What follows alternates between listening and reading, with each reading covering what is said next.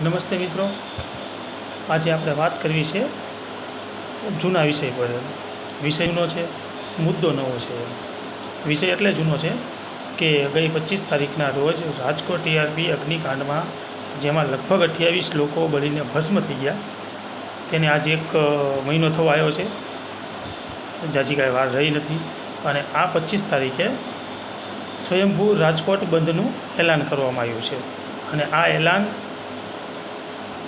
પીડિત પરિવારના લોકો કરી રહ્યા છે, એની માંગ છે અને લોકોને પણ અપીલ કરે છે અને લોકો સ્વયંભૂ રીતે બંધ પાડે એવી અપીલને સમર્થન મળી રહ્યું છે.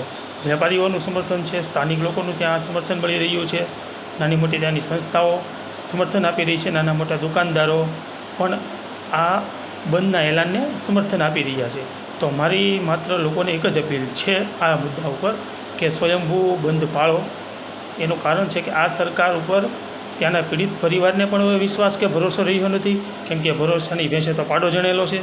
તે પણ લોકોએ જોઈ રહ્યા છે. આમાં 1 મહિનો થઈ ગયો, હજી પીડિત પરિવારોને ન્યાય મળ્યો નથી એવું પીડિત પરિવારો જ કહી રહ્યા છે. આ કાંઈ મારું ઉપજાવેલી તો વાત છે નહીં. એમ તો તમામ લોકો રાજકોટ બંધના એલાનને સમર્થન આપે અને બંધ પાળે, જેથી સરકારની આંખું ઉઘડે.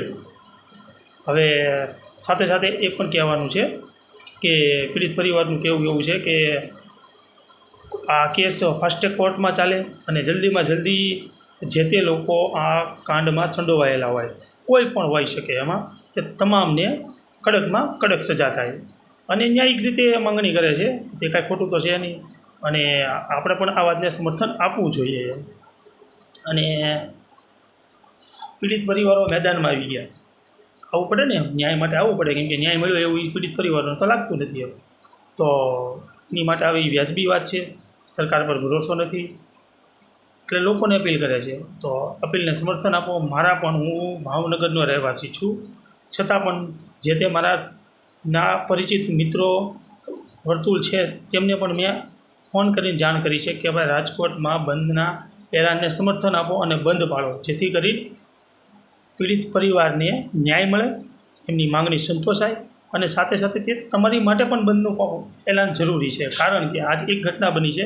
જો આવનારા સમયમાં આ પીડિત પરિવારને ન્યાય નહીં મળે, જે તે આરોપીઓ હતો તેમને કડક સજા નહીં થાય, તો આવી ઘટના પરિવાર બનશે.